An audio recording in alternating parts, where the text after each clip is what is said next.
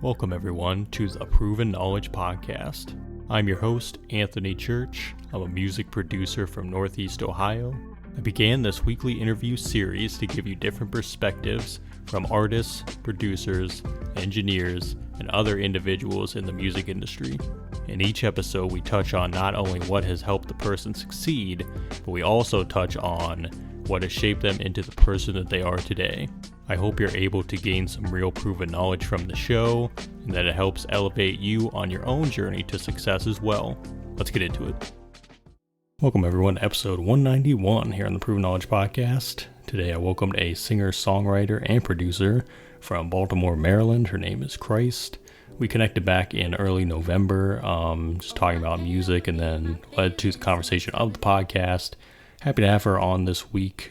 Super cool discussion. She talked about being in music from an early age, being involved in a lot of different sides of music with some of her family members, having been artists and things like that, and musicians. Her experience in the church growing up, doing music, her trip to LA several years ago and what she learned from that, and then eventually moving back to Baltimore and pursuing music for real around 2020. And we talked about, the challenges she faced around that time, getting back into being an artist. She talked about her recent single called Irrelevant and the story behind it and what it has meant to some of her listeners and fans, and what she has on deck for 2024. A lot of cool projects in the works.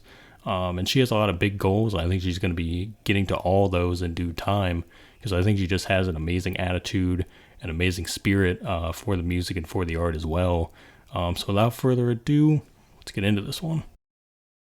So welcome everyone to episode 191 here on the Proven Knowledge Podcast. Today we have an incredible singer-songwriter, producer. She's originally from the Baltimore area. She goes by the name of Cryst. Welcome to the show. How are you doing today?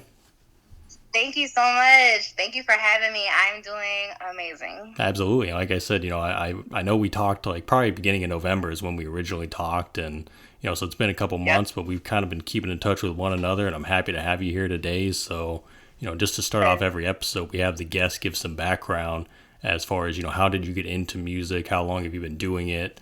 Just for those that might not know you and what you do. Yes. Oh my goodness.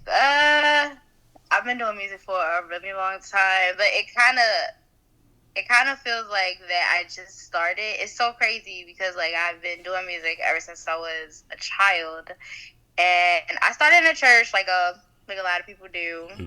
I'm a PK kid, so and I was a minister of music for a really long time when I was young. When I was a teenager, I was leader in my youth, my youth music and the youth music department program and everything at church. I was doing all that. And then finally when I hit around 13, 14, I would say, that's when I started to kind of branch out. And I really wanted to kind of just discover who I was, I guess, outside of the church, outside of what, my parents had introduced to me when it came to music. My mom was a singer. My grandfather actually was in a really well-known gospel group actually called the Christianaires. So music definitely runs in my family. But around 13, 14, I started kind of branching out, and I was like, "Ooh, I kind of want to listen to what's this?" I was like, "What's Stevie Wonder? What's Anita Baker? What's Sade?" So I kind of got really excited, and just kind of started branching out. I started songwriting. I was a poet at first. At first I was just doing poetry, and then it kind of turned into songwriting, and I started writing for myself, and I started writing for other artists probably around 14. And I started recording and kind of getting in the studio around that time. And I was actually on this tour. It was actually this Baltimore tour, called the Believe tour. That's crazy. When I was a kid, it was a tour that all the old Baltimore, a lot of the Baltimore greats were on, like Mario, Paula Campbell. Like I was like on that like tour, like when I was like a child. And so like my first manager like had me on that. And so like I just started kind of getting into the Baltimore scene then. And then after that, you know, I just kind of kept going. I took a really long hiatus, a super, super long hiatus, like years and years and years, after my parents passed. So I really didn't come back and do music again, like, at all. Like, I completely, like, stopped doing music for a while, like, for years, until 2020. So finally I was like, okay, you know what? I think I want to try this again. And I've basically been going. I've been going ever since. 2022 was when I started performing again. And it was when I kind of really came back on the, like, Baltimore DMV scene and kind of was like, okay, I'm ready to kind of, like, meet people and kind of put myself out there. So that's kind of everything in a nutshell. Yeah. Oh, I'm also forgetting a lot of stuff. I'm sorry. I talk a lot. I went to LA when I was a teenager. So, like, I left Baltimore. I went to LA when I was a teenager. I was, like, 17. I graduated early. So, I graduated high school. So, I was, like, 17. I left, and I was just like, you know, I really don't want to be here anymore. And I just kind of I just left. I had family out there. I had an uncle and an aunt out there. And I just kind of just, you know, my parents, they let me go. And, like, I just went. And I just was like, I'm about to just do this music thing. I'm about to just be a hippie. And I'm about to just be out here and, like, do my thing or whatever. And and I did. I got blessed, you know, for, you know, to work with some great people while I was out there. I definitely got a chance to, like, really get my songwriting skills up, and I really kind of zoned in on, like, the songwriting aspect of things when I was out there, because I really wasn't ready or, like, confident, I don't really think, enough to be an artist yet. So I really just, like, was really being a songwriter for, like, other artists. And, you know, I got blessed to get some, you know, placements and, you know, great opportunities while I was out there. But I ended up coming back, you know, after my parents got sick. And, you know, I kind of been here ever since. And like I said, I didn't really want to do music until about 2020. I came out with ATC. And then 2022, that's when things kind of just, like, skyrocketed for me. Yeah. Kind of just riding the wave. I was gonna say you've successfully. I was gonna say you successfully covered many of the bases of the journey, I think, and some of the questions too. So thank you for recapping, because I was definitely curious about the LA trip as well, because I read that on your Spotify bio about how you had went out there and everything. And so it sounds like to me, like, even since you were a kid, it's just like you've kind of had experience in a little bit of everything in music regardless. So it's definitely great to hear. And it does lead me into my next question, which for you, I want to focus primarily on when you got back into it a few years ago, around 2020. What do you think was the biggest challenge when you were trying to get back into it and you wanted to be an artist and you were going to start focusing on that more after all that you had been through? What do you think was the biggest challenge to get back into it and keep going? That's a good question. I like that question. By the time that I was ready to put out the single and kind of see what it was going to do, I had already kind of made up my mind that this is what I wanted to do. And that this was it for me. And that there was no plan B, C, D. Like, this is what I wanted to do. This is my purpose. This was my calling. It was just the energy around it was just too strong for me to deny it anymore. And I just had to be like, it's time to give in. You know, it's time to give in to what the universe wants you to do, and, you know, and what God wants you to do. And, like, I just kind of was like, you know what? You know, F it. I'm about to just go for it. And I kind of already made up in my mind, like, you know, I'm not quitting this time. You know, and, you know, I'm not gonna stop this time. And I really think everything literally happened so naturally And that's how I know that it was meant to be, because when things are meant to be, they just are so natural. Everything just happens so natural. And it's just, everything just feels great. Everything just happens naturally. You don't feel any like, it's not so difficult, when it's right. So it really was it wasn't a seamless experience. I had a lot of stress, but at the same time I felt so great through the process, because it felt so natural. It felt right. Now, I will say the hardest part though was me pushing past my perfectionism, because I'm a really big perfectionist. I'm a Taurus, but I got a lot of Aries.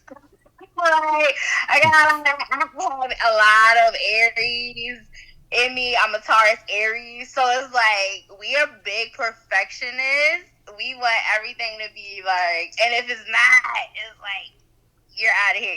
So like, I had to push past that. I had to fight that, because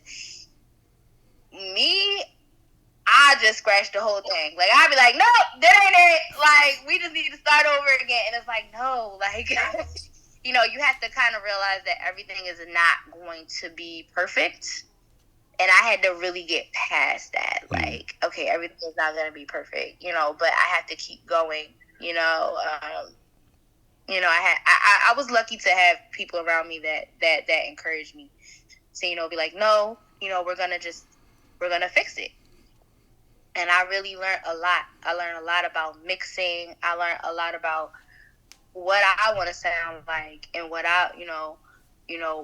what is my sound? What do I want people to hear, when they hear my music? You know what I'm saying? Like, that was really difficult for me. I had to get past that perfectionism, because that stuff will kill you. Yeah. Like, please don't try to be perfect. Like, just keep going. That's you'll figure it out. Yeah, I think that's what kills a lot of artists too, especially when they're starting out, is that they want to be perfect, and then they end up just they look back 5 years from now and they haven't dropped anything. You know what I mean? They're still working on the same song. So that and then what you said about like following the voice in your head, just saying, this is what I want to do, this is what feels right to me. I feel that too, because I actually had an episode a couple weeks ago. She's a singer from Nashville, and she was talking about how she originally went to school for something, I think it was like personal fitness, or to be a personal trainer or something. She said she enjoyed that, but then eventually she just got to the point where she was like, I've wanted to do music for however long, and it just feels wrong if I'm just denying that, dream of doing that. So that's how she ended up moving from Florida to Nashville, and then decided to pursue music. So it's like, you really can't deny, what feels right at the end of the day. And I think that's exactly what it sounds like for you as well. It's just, you found that moment and you were like, I got to run with it and just see where it goes. So congrats on that. Yeah, congrats on that, because that's a big step. So, hey, absolutely. And I feel like a lot of people gotta, kind of figure that out for themselves, obviously, and it comes at different points in life too. But you got to do it at the end of the day, just to see where it'll go. So you dropped a single last fall called "Irrelevant," and definitely want to get the story behind that. The process behind it. Why did you choose to release that last year? And how do you think you're going to build off that moving forward? What do you think is going to be the next step for you musically? Ooh, yes. Yeah, so "Irrelevant," I love. It's crazy. "Irrelevant" is definitely one of those songs which I love, it's left to your own interpretation of things, right? So, like, some people, they'll be like, oh, well, this kind of makes me feel like you're just getting over a relationship, and you're just kind of like, yeah, like, you're just living your best life, and you're like, you back outside, you're out on these streets again.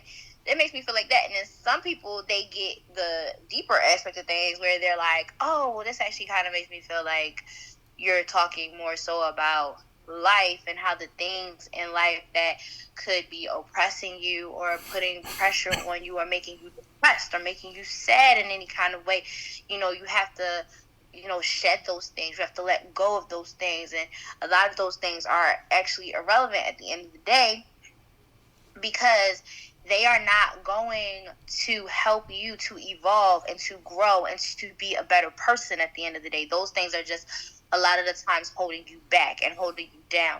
And it's time, and you have to shed those things for you to get to where you want to go in life and to live in your purpose, and to find joy and to find peace again, right? So like a lot of people, they look at that as just a reminder of that. And then other people, they look at it as though like, where it's like, oh, well, it's giving, I'm back outside. That's really what it's giving. So I like to leave that to people's own interpretation. I'm big on letting people make up their own narratives when it comes to my music. One thing about me, I don't like for people to make up their own narratives about me as a person, if you know me personally. But I do love it when people make up their own narratives about my music, because it's for you. When I release it, it's actually for you. You know what I'm saying? It's when you listening to it, I want it to be for you and whatever you are going through in your life, and I want it to relate to whatever you are feeling and whatever you are dealing with in your life. I don't want it to be about even if I could have written it about cows. But if you feel as though that it's about lions and tigers and bears, then I want you to completely, I want you to continue, I want you to continue to think about that as lions, tigers, and bears. I want you to have your own narrative, and for you to, because that's going to help you to enjoy it. Yeah. That's what I want people to do. I want people to enjoy my music. So I look to people's own interpretation. But I will say, yes, it was more so about me just shedding and, letting go a lot of the things that were not helping me to grow.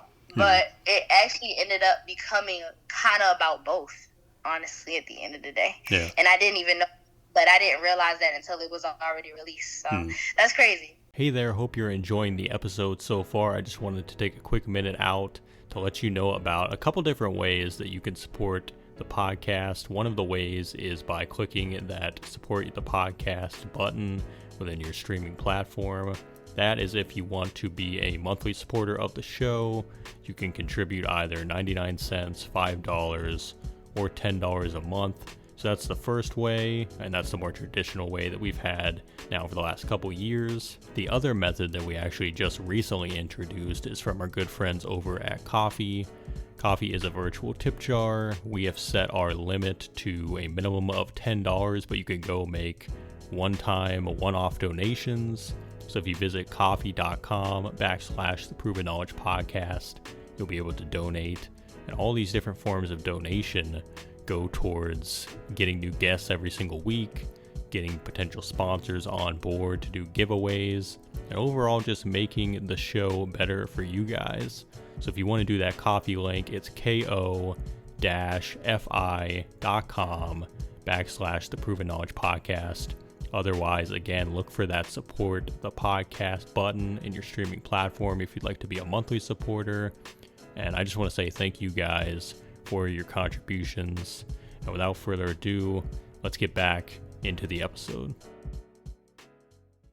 I think I always felt like the best songs in general are the ones that could have multiple meanings, or they could mean something different to an individual as a listener.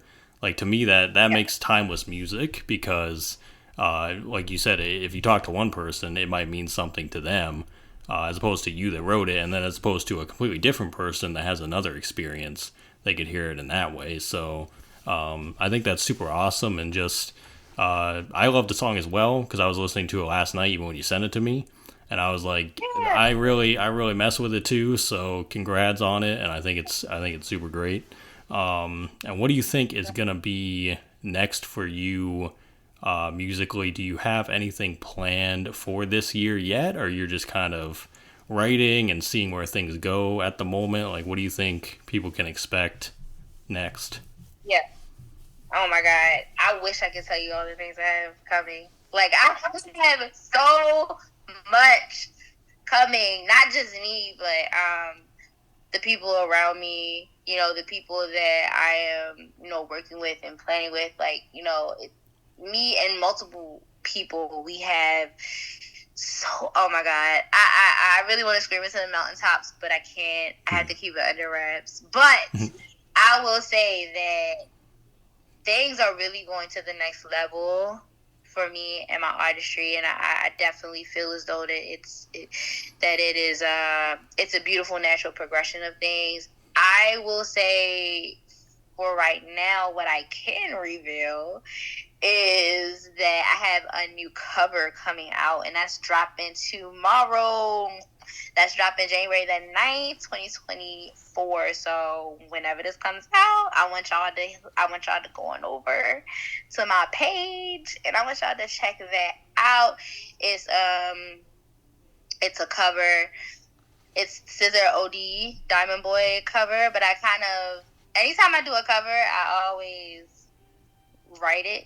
I always rewrite it because I want it to be my own. I always make things my own. I never want things to be the same. So I always write my own verse whenever I do a cover. So I think people are really going to enjoy this remix of OD Diamond Boy. It was shot by Johnny Capahala, and he did an amazing job on the video, and so that is dropping tomorrow, and we are really excited about showing that to everybody. And then I have, of course, plenty more music, plenty more projects that are going to be coming out. The next single, just music in general, that's going to be out very, very soon. I can't announce it yet, but it is going to be out very, very soon. And yeah, we're definitely taking things to another level. So that's super awesome. And I like what you said about kind of putting your own spin on covers. I like that. You kind of add your own flavor to it as well, and kind of makes it stand out. So I'm excited to hear that. And by the time, because this will be coming out in February, so all this stuff will probably be out. At least some of this stuff will be out. So definitely, everybody listening, definitely go check it out. Very exciting stuff. And is there any collaborators that you are working with that you want to give a shout out to on this episode? Could be people in the Baltimore area or elsewhere that you're working with. Anyone you want to give a shout out to today? No shout outs. I'm really excited to be working with a lot of great people out in PG, DC right now. I'm working with some amazing producers out there, and we are working on a project. And I'm also finishing up my project that is already done, that is being released, produced, mixed, mastered by a lot of my friends, Christian Whitley and Desmond Fergus, and Travis, or Centrell Harper. He goes by his writer name. He's vocal producing on that project with me, and so we have put together a lot of during this project. And shout out to producer Dimitri, who is also on that project. So the first project that will be coming out that I think I can talk a little bit about. It's called The Righteous and the Ratchet Part 2, and it's called Villain Era. And it's basically just it's just an extension of The Righteous and the Ratchet Part 1, which is my first EP that came out in 2022. It's just an extension. But even though it's an extension, it's nothing like the first one. Because, the first one was about me and, just trying to find myself and trying to love myself and trying to be me as an individual, as a person, and love myself as an individual. But the second one is figuring out, how do I continue to love myself, stand on business, do what's right morally for me, but also love other people and bring other people into my heart. And when I say love other people, that means romantically, that means platonically, that means friendships. You know what I'm saying? It's about, how do I continue to go on that self-love journey while trying to love others as well now, and trying to figure out how that looks, you know, for me when it comes to me loving other people now, you know, because, you know, that's important to me, you know, at this stage of my life. So it's different. It's different. It's more, it's a little darker because, but it's not darker in a negative way, because we all have our shadow parts. There's no such thing as, I don't really believe that there's such thing as a good and a bad person. I feel like that all people have bad, all people have good, and all people have gray. And it's just that some people have more bad than good, and some people have more good than bad. So, but all of us have good and bad. So that's what the righteous and the righteous has always been about. Yeah. Well, that's literally, definitely. Yeah. So. Well, I like that. I think it's gonna be cool to see kind of like the next chapter of the story kind of unfold. So definitely looking forward to that, and I love the concept as well. So I was gonna say, if it's called Villain Era, I'm like, it has to be a little darker, I would assume. But I'm just taking a guess there, but it's about me taking it, standing on business when it comes to people, you know, now, because it's like, okay, you've gone through this process and you're trying to love yourself, and you've done all this self-work, right? And then it's just kind of like, even though you've done all of this self-work, how does that look when you have people that you love and that you care about, you know, and you have to kind of maneuver that and figure out how that looks, you know, and how do you stand on business? How do you put your foot down and, you know, stand up? You know what I'm saying? When people that you love, you know, may not be doing right by you, or, you know, you may have to make some decisions, some hard decisions about your relationship with those people. And that's hard. It's painful. But that's what, you know, this next part I think is about. It's about relationships, you know, all kinds. It's that next step. I like that, and I think that's very true too, because I think when you're working on yourself, it's a lot easier to have the conversation inward. Sometimes it's more unpredictable when you're dealing with others. So to be able to touch on that in music is super, super vital. So yeah, I think that's going to be super, super cool. And we're down to our last few questions here. These are ones I ask on every episode. The first one is, if you could go back 10 years ago, maybe give yourself a piece of advice, or maybe not change anything at all, what do you think you would do?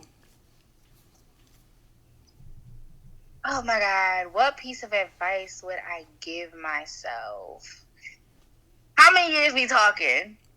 Like, how many years going back we talking, Anthony? 10 years. 10 years. 10 years? Yep. Okay. 10 years. What advice would I give myself?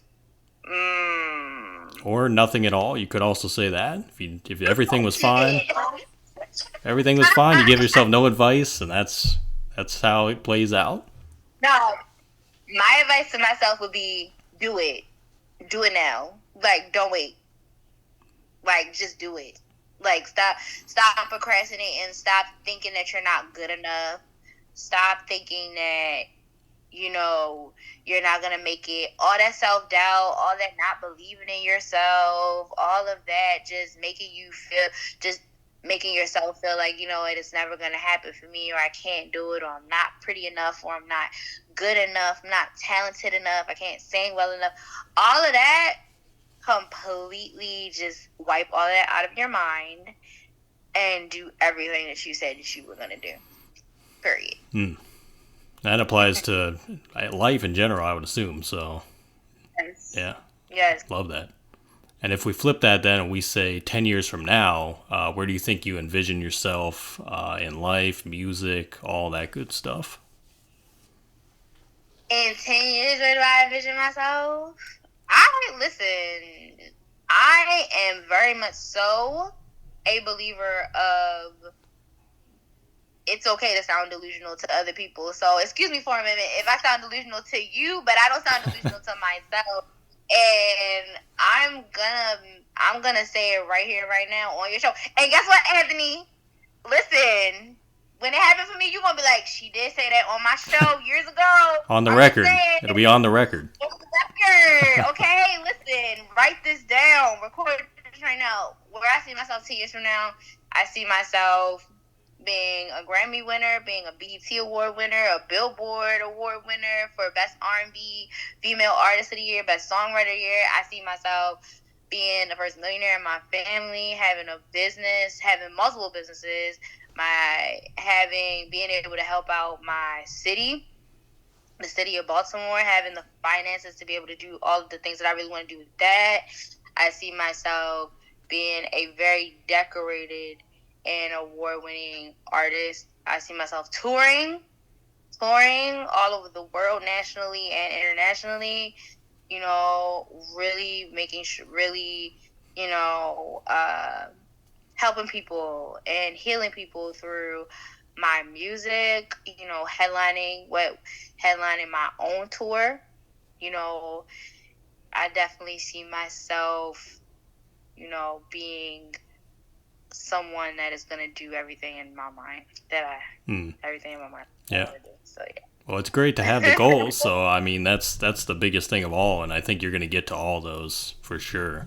Because just having the mindset initially is how you get there, you know, one step at a time. So it's going to be super awesome to watch. And do you have any final words of wisdom today for the listeners? Final words of wisdom. Let me see. I don't know. Final words of wisdom. I would say that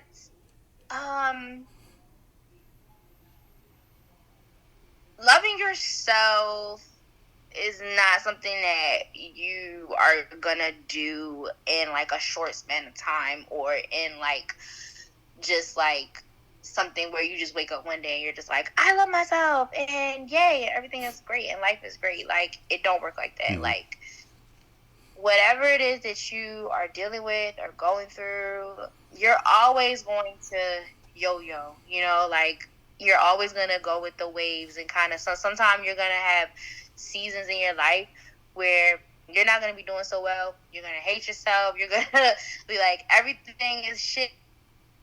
Everything is horrible. I hate everything. I hate all of this. And then you're going to also have seasons where they're going to be great. You know what I'm saying? But, you know, whatever it is that you believe in, whether it's yourself, whether it's God, whatever it is that is helping you to get through those moments, please hold on tight. Whether it's your family, please hold on tight to those things. Please hold on tight to those people, that support system. And know that it's not going to happen, you know, overnight. It has to happen in intervals, you know what I'm saying? And it's okay when you have days that, you know, you don't feel that, you know what I'm saying? We're in hard times right now, and everybody is going through it, and it is really okay to feel however you feel, as long as you don't stay stuck there. So, yeah. Got to take the good with the bad and just keep moving on the journey. Life's a journey. Yeah. So I completely agree with that. And I want to say, you know, thank you again for doing this, for joining me today. I think we had a good time. And, you know, like I said, I'm looking forward to all the music you got coming out, everything you're going to be doing moving forward. And I'm glad we got in touch, and we're going to have to do this again soon if you're down. So. Absolutely. Thank you so much for having me, Anthony. I really appreciate it. Absolutely. Thanks, everyone, for listening today. That was episode 191. We'll be back this time next week. As always, hit the support button on your podcast streaming platform if you'd like to send any funds. And feel free to leave us a 5-star rating if you enjoyed today's episode. So we'll see you then. Thanks, everyone.